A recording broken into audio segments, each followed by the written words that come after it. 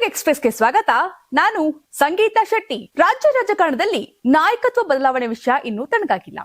ಸಂಕ್ರಾಂತಿ ಕಳೆದರೂ ಇನ್ನೂ ಸ್ಪಷ್ಟತೆ ಸಿಕ್ಕಿಲ್ಲ. ಡಿಸಿಎಂ ಡಿಕೆ ಶಿವಕುಮಾರ್ ದಾವೋಸ್ಗೆ ಪ್ರಯಾಣಿಸಿದ್ದಾರೆ.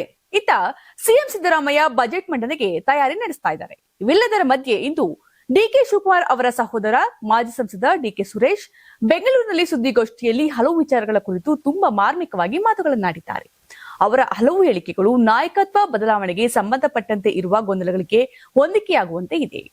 ರಾಜಕೀಯದಲ್ಲಾಗಲಿ ಅಥವಾ ಬೇರೆ ಯಾವುದೇ ಕ್ಷೇತ್ರದಲ್ಲಾಗಲಿ ಅಧಿಕಾರ ಯಾರಿಗೂ ಅಷ್ಟು ಸುಲಭವಾಗಿ ಬರೋದಿಲ್ಲ, ಒಲಿಯೋಲ್ಲ. ನಮ್ಮ ಅಣ್ಣನ ಹಣೆ ಬರಹದಲ್ಲಿ ಬರೆದಿದ್ರೆ ಸಿಎಂ ಆಗ್ತಾರೆ. ಸಿಎಂ ಸ್ಥಾನ ಅಷ್ಟು ಸುಲಭವಾಗಿ ಒಲಿದು ಬರೋದಿಲ್ಲ ಅಂತ ಡಿಕೆ ಸುರೇಶ್ ಮಾರ್ಮಿಕ ಮಾತುಗಳನ್ನಾಡಿದ್ದಾರೆ. ಮುಳುಗುವವನಿಗೆ ಹುಲ್ಲು ಕಡ್ಡಿಯೂ ಆಸರೆ ಎನ್ನುವಂತೆ ಬಿಜೆಪಿಯಲ್ಲಿ ಅಸ್ತಿತ್ವ ಕಳೆದುಕೊಳ್ಳುತ್ತಿರುವವರಿಗೆ ನನ್ನ ಹೆಸರೇ ಆಸರೆ. ಹೀಗಂತ ಗ್ರಾಮೀಣಾಭಿವೃದ್ಧಿ ಮತ್ತು ಪಂಚಾಯತ್ ರಾಜ್ ಸಚಿವ ಪ್ರಿಯಾಂಕ್ ಖರ್ಗೆ ತೀವ್ರ ವಾಗ್ದಾಳಿಯನ್ನು ನಡೆಸಿದ್ದಾರೆ. ಈ ಕುರಿತು ಸಾಮಾಜಿಕ ಜಾಲತಾಣ ಎಕ್ಸ್ ನಲ್ಲಿ ಸುದೀರ್ಘ ಪೋಸ್ಟ್ ಮಾಡಿದ್ದಾರೆ. ಬಿಜೆಪಿಯ ಮಾಜಿ ಶಾಸಕರೊಬ್ಬರು ಅಪ್ರಸ್ತುತಗೊಳ್ಳುತ್ತಿದ್ದೇವೆ ಎನಿಸಿದಾಗ ನನ್ನ ಹೆಸರು ಹಿಡಿದುಕೊಂಡು ಚಾಲ್ತಿಗೆ ಬರುವ ಪ್ರಯತ್ನವನ್ನು ನಡೆಸಿದ್ದಾರೆ. ಪ್ರಜ್ಞೆ ಇಲ್ಲದವರ ತರ್ಕವಿಲ್ಲದ ಮಾತುಗಳಿಗೆ ಉತ್ತರ ನೀಡುವುದು ಸಮಯ ವ್ಯರ್ಥ. ಆದ್ರೆ ಸಚಿವನಾಗಿ ಉತ್ತರ ನೀಡುವುದು ನನ್ನ ಜವಾಬ್ದಾರಿಯಾಗಿದೆ. ಬಿಜೆಪಿ ಕಚೇರಿಯ ಮೂಲೆಯಲ್ಲಿ ಗುಜರಿಯ ತೂಕಕ್ಕೆ ಹಾಕಲು ಇಟ್ಟಿದ್ದ ಯಾವುದೇ ಪೇಪರ್ ಬಂಡಲ್ ಅನ್ನ ಮುಂದೆ ಇಟ್ಟುಕೊಂಡು ತರ್ಕವಿಲ್ಲದ, ಹುಳ್ಳಿಲ್ಲದ ಮತ್ತು ಸತ್ಯಾಂಶವಿಲ್ಲದ ಆರೋಪಗಳನ್ನ ಮಾಡಿದ್ದಾರೆ. ಗುಡ್ಡ ಅಗೆಯುವವರಿಗೆ ಇಲಿಯನ್ನಾದ್ರೂ ಹಿಡಿಯುವ ಗುರಿ ಇರಬೇಕು, ಇವರಿಗೆ ಜಿಳೆ ಹಿಡಿಯಲು ಸಾಧ್ಯವಿಲ್ಲ ಎಂದು ಟಾಂಗ್ ಕೊಟ್ಟಿದ್ದಾರೆ. ರಾಜ್ಯ ರಾಜಕಾರಣಕ್ಕೆ ಮಾಜಿ ಸಿಎಂ ಜಗದೀಶ್ ಶೆಟ್ಟರ್ ಮತ್ತೆ ಮರಳುವ ಕಾಲ ಸನ್ನಿಹಿತವಾಗುತ್ತಿದೆ. ಅನಿವಾರ್ಯ ರಾಜಕೀಯ ಸಂದರ್ಭಗಳಿಂದಾಗಿ ಹುಬ್ಬಳ್ಳಿಯಿಂದ ಬೆಳಗಾವಿಗೆ ಸ್ಥಳಾಂತರಗೊಂಡ ಮಾಜಿ ಮುಖ್ಯಮಂತ್ರಿ ಜಗದೀಶ್ ಶೆಟ್ಟರ್ ಈಗ ಹುಬ್ಬಳ್ಳಿ ಧಾರವಾಡ ಸೆಂಟ್ರಲ್ ಕ್ಷೇತ್ರಕ್ಕೆ ಮರಳಲು ನಿರ್ಧಾರ ಮಾಡಿದ್ದಾರಂತೆ. ಈ ಮೂಲಕ ಮತ್ತೆ ರಾಜ್ಯ ರಾಜಕಾರಣದಲ್ಲಿ ಸಕ್ರಿಯರಾಗಲಿದ್ದಾರೆ.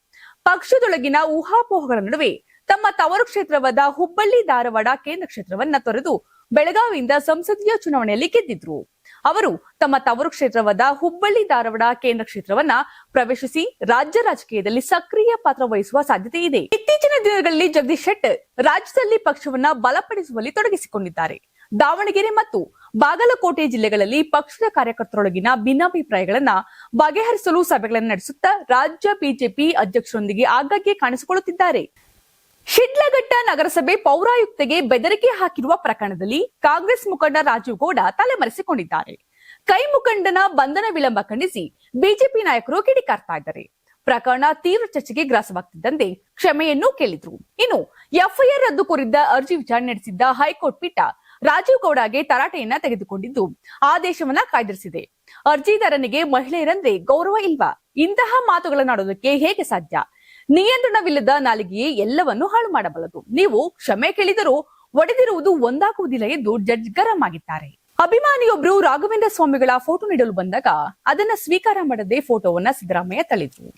ಸಿಎಂ ಅವರ ಇಂಥ ನಡೆಗೆ ರಾಜ್ಯಸಭಾ ಸದಸ್ಯರು ಆಗಿರುವಂತಹ ಹಿರಿಯ ನಟ ಜಗ್ಗೇಶ್ ತೀವ್ರ ಬೇಸರವನ್ನ ಹೊರಹಾಕಿದ್ದಾರೆ. ಸಿದ್ದರಾಮಯ್ಯ ಅವರು ರಾಘವೇಂದ್ರ ಸ್ವಾಮಿಯ ಫೋಟೋ ತಳ್ಳುತ್ತಿರುವ ವಿಡಿಯೋ ಮತ್ತು ಜೊತೆಗೆ ಸಂದೇಶವೊಂದನ್ನ ಎಕ್ಸ್ ಖಾತೆಯಲ್ಲಿ ಹಂಚಿಕೊಂಡಿದ್ದಾರೆ. ರಾಯರನ್ನ ಅಪಮಾನ ಮಾಡಿದ ಯಾರೂ ಉದ್ಧಾರ ಆದ ಇತಿಹಾಸವಿಲ್ಲ. ರಾಯರ ಸಣ್ಣ ಕೃಪೆ ನಮ್ಮ ಮೇಲೆ ಬೀಳಲಿ ಎಂದು ಕೋಟ್ಯಾಂತರ ಭಕ್ತರು ಜಪ ತಪ ಮಾಡ್ತಾರೆ. ಭಕ್ತಿಯಿಂದ ಬಂದದನ್ನ ಹೀಗೆ ತಿರಸ್ಕರಿಸಿದ ಪ್ರಥಮ ವ್ಯಕ್ತಿಯನ್ನ ನಾನು ನನ್ನ ಬದುಕಲ್ಲಿ ಕಂಡದ್ದು. ರಾಯರಿದ್ದಾರೆ, ಎದ್ದು ಬರುತ್ತಾರೆ, ಕಾಯಬೇಕು ಅಂತ ಜಗ್ಗೇಶ್ ಬರೆದುಕೊಂಡಿದ್ದಾರೆ. ಚಿತ್ರದುರ್ಗದ ರೇಣುಕಾಸ್ವಾಮಿ ಕೊಲೆ ಆರೋಪಿ ಪವಿತ್ರ ಗೌಡಗೆ ಇನ್ಮುಂದೆ ಮನೆಯೂಟ ನೀಡುವಂತಿಲ್ಲ. ಹೀಗಂತ ಹೈಕೋರ್ಟ್ ಕಟ್ಟುನಿಟ್ಟಿನ ಆದೇಶವನ್ನು ಹೊರಡಿಸಿದೆ.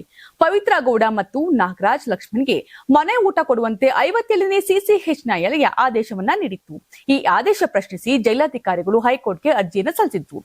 ವಿಚಾರಣೆ ನಡೆಸಿದಂತಹ ನ್ಯಾಯಮೂರ್ತಿ ನಾಗಪ್ರಸನ್ನ ಅವರಿದ್ದ ಪೀಠವು ಈ ಹಿಂದಿನ ಆದೇಶಕ್ಕೆ ಮಧ್ಯಂತರ ತಡೆಯನ್ನ ನೀಡಿದೆ. ಕಾನೂನಿಗೆ ಎಲ್ಲರೂ ಒಂದೇ. ಸುಪ್ರೀಂ ಕೋರ್ಟ್ ಸ್ಪಷ್ಟವಾಗಿ ಹೇಳಿರುವಂತೆ ಯಾರಿಗೂ ಸಹ ವಿಶೇಷ ಸವಲತ್ತು ನೀಡುವಂತಿಲ್ಲ. ಜೈಲು ಕೈಪಿಡಿಯಲ್ಲಿ ಮನೆ ಊಟವನ್ನ ಕೇವಲ ಬಹಳ ವಿಶೇಷ ಸಂದರ್ಭಗಳಲ್ಲಿ ಐಜಿಪಿ ಅವರ ಒಪ್ಪಿಗೆ ಮೇರೆಗೆ ಮಾತ್ರವೇ ನೀಡಬೇಕು. ಅದಕ್ಕೆ ವೈದ್ಯಕೀಯ ಕಾರಣ ಆಗಿರಬೇಕು ಎಂಬುದನ್ನು ಸಹ ಹೈಕೋರ್ಟ್ ಉಲ್ಲೇಖವನ್ನ ಮಾಡಿದೆ. ವಿಬಿ ರಾಮ್ಜಿ ಯೋಜನೆಗೆ ವಿರೋಧಿಸಿ ಕಾಂಗ್ರೆಸ್ ಕಾರ್ಯಕರ್ತರು ಪ್ರತಿಭಟನೆಯನ್ನು ನಡೆಸಿದ್ದಾರೆ. ಕರ್ನಾಟಕ ನಗರ ನೀರು ಸರಬರಾಜು ಮತ್ತು ಒಳಚರಂಡಿ ಮಂಡಳಿ ಅಧ್ಯಕ್ಷೆ ಶಿವಲೀಲಾ ಕುಲಕರ್ಣಿ ನೇತೃತ್ವದಲ್ಲಿ ಧಾರವಾಡ ಜಿಲ್ಲಾಧಿಕಾರಿ ಕಚೇರಿ ಎದುರು ಪ್ರತಿಭಟನೆಗೆ ಮುಂದಾಗಿತ್ತು.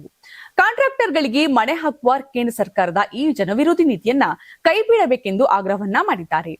ಬಡವರ ಉದ್ಯೋಗದ ಹಕ್ಕನ್ನ ಕಸಿದು ಗುತ್ತಿಗೆದಾರರ ಜೇಬಿ ತುಂಬಿಸ್ತಾ ಇದೆ ಅಂತ ಆಕ್ರೋಶವನ್ನ ಹೊರಹಾಕಿದ್ದಾರೆ. ಮನ್ರೇಗಾ ನಿಯಮದ ಪ್ರಕಾರ ಯಾವುದೇ ಕಾಮಗಾರಿಗಳಲ್ಲಿ ಮಧ್ಯವರ್ತಿಗಳು ಅಥವಾ ಗುತ್ತಿಗೆದಾರರಿಗೆ ಅವಕಾಶವನ್ನ ನೀಡಬಾರದು. ಆದ್ರೆ ಬಿಜೆಪಿ ಸರ್ಕಾರವು ತರುತ್ತಿರುವಂತಹ ಹೊಸ ನಿಯಮಗಳು ಮತ್ತು ಯಂತ್ರೋಪಕರಣಗಳ ಬಳಕೆಗೆ ನೀಡುತ್ತಿರುವಂತಹ ಆದ್ಯತೆಯು ಪರೋಕ್ಷವಾಗಿ ಗುತ್ತಿಗೆದಾರರಿಗೆ ಮಣೆ ಹಾಕಿದಂತೆ ಆಗ್ತಾ ಇದೆ. ಇದರಿಂದ ಬಡ ಕಾರ್ಮಿಕರ ಕೈಗೆ ಸಿಗಬೇಕಾದ ಹಣ ಗುತ್ತಿಗೆದಾರರ ಪಾಲಾಗ್ತಾ ಇದೆ ಅಂತ ಆರೋಪವನ್ನ ಮಾಡಿದ್ದಾರೆ. ಚಕ್ರದ ನೈರ್ಮಲ್ಯ ಸಮಸ್ಯೆ ಪರಿಹರಿಸಿ ಸುಸ್ಥಿರತೆಯನ್ನ ಕಾಪಾಡೋದಕ್ಕೋಸ್ಕರ ಆರೋಗ್ಯ ಇಲಾಖೆಯು 9 ರಿಂದ 12ನೇ ತರಗತಿಯ ವಿದ್ಯಾರ್ಥಿಗಳು ಮುಟ್ಟಿನ ಕಪ್ಗಳನ್ನ ಬಳಸುವಂತೆ ಉತ್ತೇಜನ ನೀಡ್ತಾ ಇದೆ.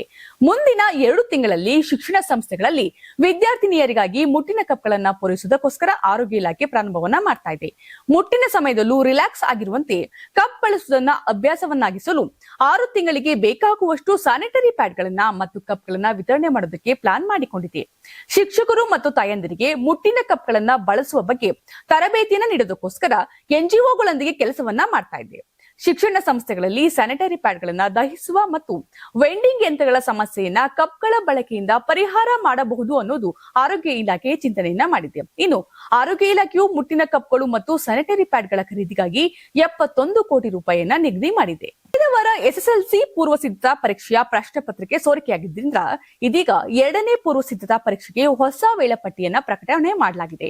ಮುಂಬರುವ ಪರೀಕ್ಷೆಗಳಲ್ಲಿ ಈ ರೀತಿಯ ಪ್ರಶ್ನೆ ಪತ್ರಿಕೆ ಸೋರಿಕೆ ತಡೆಯೋದಕ್ಕೋಸ್ಕರ ಶಾಲಾ ಶಿಕ್ಷಣ ಮತ್ತು ಸಾಕ್ಷರತಾ ಇಲಾಖೆ ಕಟ್ಟುನಿಟ್ಟಿನ ಕ್ರಮವನ್ನ ಕೈಗೊಂಡಿದೆ. ಮಾರ್ಗಸೂಚಿಗಳ ಪ್ರಕಾರ ಜನವರಿ 27 ರಿಂದ ಫೆಬ್ರವರಿ 2ರವರೆಗೆ 2ನೇ ಪೂರ್ವ ಸಿದ್ಧತಾ ಪರೀಕ್ಷೆ ನಡೀತಾ ಇದೆ. ಬೆಳಿಗ್ಗೆ 10 ಗಂಟೆಗೆ ಬದಲಾಗಿ 11 ರಿಂದ ಪರೀಕ್ಷೆಗಳು ಪ್ರಾರಂಭವಾಗ್ತಾ ಇವೆ. ಬೆಳಿಗ್ಗೆ 9 ಗಂಟೆಗೆ ಪ್ರಾರಂಭವಾಗುವಂತಹ ಸಾಮಾನ್ಯ ತರಗತಿಗಳಿಗೆ ವಿದ್ಯಾರ್ಥಿಗಳ ಹಾಜರಾತಿ ಕಡ್ಡಾಯವಾಗಿದೆ. ಆಯಾ ವಿಷಯಗಳ ಪ್ರಶ್ನೆ ಪತ್ರಿಕೆಗಳನ್ನ ಬೆಳಿಗ್ಗೆ 7ರ ಬದಲಾಗಿ 9:30ಕ್ಕೆ ಡೌನ್ಲೋಡ್ ಮಾಡಿಕೊಳ್ಬೇಕು. ಅವುಗಳನ್ನ ಬೆಳಿಗ್ಗೆ 10 ಗಂಟೆಯೊಳಗೆ ಪ್ರಿಂಟ್ ತೆಗೆದುಕೊಂಡು 10:50ಕ್ಕೆ ಪರೀಕ್ಷಾ ಕೊಠಡಿಗೆ ಕಳಿಸಬೇಕು ಅಂತ ಸುತ್ತೋಲೆಯನ್ನ ಕಳಿಸಿದೆ. ಇನ್ನು ಪ್ರಶ್ನೆ ಪತ್ರಿಕೆ ಸೋರಿಕೆಯಾದರೆ ಆಯಾ ಶಾಲೆಯ ಮುಖ್ಯ ಶಿಕ್ಷಕರು, ನೋಡಲ್ ಶಿಕ್ಷಕರು, ಕ್ಷೇತ್ರ ಶಿಕ್ಷಣಾಧಿಕಾರಿ, ಜಿಲ್ಲಾ ಉಪನಿರ್ದೇಶಕರನ್ನ ಹೊಣೆಗಾರರನ್ನಾಗಿ ಮಾಡಲಾಗುತ್ತೆ. ಪ್ರತಿ ಪ್ರಕರಣಕ್ಕೂ ಪ್ರತ್ಯೇಕ ಎಫ್ಐಆರ್ ದಾಖಲಿಸಿ ಕಾನೂನು ಕ್ರಮವನ್ನ ಕೈಗೊಳ್ಳಲಾಗುತ್ತೆ ಅಂತ ಎಚ್ಚರಿಕೆಯನ್ನ ನೀಡಲಾಗಿದೆ. ಸಿದ್ಧಗಂಗಾ ಮಠದ ಡಾಕ್ಟರ್ ಶಿವಕುಮಾರ ಸ್ವಾಮೀಜಿಗಳು ಲಿಂಗೈಕ್ಯರಾಗಿ ಜನವರಿ 21ಕ್ಕೆ 7 ವರ್ಷ. ಈ ಹಿನ್ನೆಲೆ ನಾಳೆ ತುಮಕೂರಿನ ಸಿದ್ಧಗಂಗಾ ಮಠದಲ್ಲಿ ಪುಣ್ಯ ಸ್ಮರಣೋತ್ಸವ ನಡೆಯಲಿದೆ. ಕಾರ್ಯಕ್ರಮಕ್ಕೆ ಮುಖ್ಯ ಅತಿಥಿಯಾಗಿ ಉಪರಾಷ್ಟ್ರಪತಿ ಸಿಪಿ ರಾಧಾಕೃಷ್ಣ ಭಾಗಿಯಾಗ್ತಾ ಇದ್ದಾರೆ. ಆ ಮೂಲಕ ಕರ್ನಾಟಕಕ್ಕೆ 3ನೇ ಬಾರಿಗೆ ಆಗಮನ ಮಾಡ್ತಾ ಇದ್ದಾರೆ. ಹೀಗಾಗಿ ಸಿದ್ಧಗಂಗಾ ಮಠದಲ್ಲಿ ಪೊಲೀಸ್ ಬಿಗಿ ಭದ್ರತೆ ನಿಯೋಜನೆ ಮಾಡಲಾಗಿದೆ. ಉಪರಾಷ್ಟ್ರಪತಿ ಸಿಪಿ ರಾಧಾಕೃಷ್ಣನ್ ಅವರು ತುಮಕೂರು ವಿವಿ ಹೆಲಿಪ್ಯಾಡ್ನಿಂದ ನೇರವಾಗಿ ಸಿದ್ಧಗಂಗಾ ಮಠಕ್ಕೆ ಆಗಮಿಸ್ತಾ ಇದ್ದಾರೆ. ಶ್ರೀಗಳ ಗದ್ದುಗೆಗೆ ಭೇಟಿ ನೀಡಿ ಪೂಜೆ ಸಲ್ಲಿಸಿ ಬಳಿಕ ವೇದಿಕೆ ಕಾರ್ಯಕ್ರಮದಲ್ಲಿ ಭಾಗಿಯಾಗಲಿದ್ದಾರೆ. ಕಾರ್ಯಕ್ರಮ ಮುಗಿದ ಬಳಿಕ ನೇರವಾಗಿ ಬೆಂಗಳೂರಿಗೆ ತೆರಳಲಿದ್ದಾರೆ. ಸುಮಾರು 10 ರಿಂದ 12 ಸಾವಿರ ಜನರು ಸೇರುವ ನಿರೀಕ್ಷೆ ಇದೆ. 1,000 ಪೊಲೀಸರನ್ನ ಭದ್ರತೆಗೋಸ್ಕರ ನಿಯೋಜನೆ ಮಾಡಿಕೊಳ್ಳಲಾಗಿದೆ.